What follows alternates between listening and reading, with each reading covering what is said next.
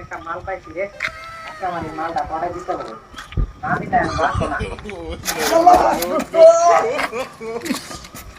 কি করলো রে আমার দোস্তরা পড়ে যায়, মাথা ফাটাই ফেলাইলো রে, মাথা ফাটাই ফেলাইলো আমার দোস্ত। সত্যি আমার চোখই আমার বিপদের কারণ।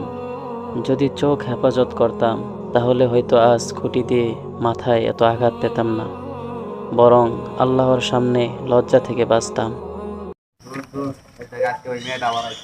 না দোষ, আজকে আর কোনো মায়ের দিক তাকাবো না। সেদিন মায়ের দিক তাকায় আমার কপালটা ফেটে গেছিল, তো আজকে আর কোনো মায়ের দিকে তাকাবো না। অনেক ওষুধ খাওয়ার পর আমার কপালটা ভালো হয়েছে। তো আমরা 5 ওয়াক্ত নামাজ পড়বো, দিনের পথে চলবো, আর ঠিক কোনো আছে মায়ের দোস্ত, দিকে ঠিক যাবো আছে, না। এটাই ঠিক।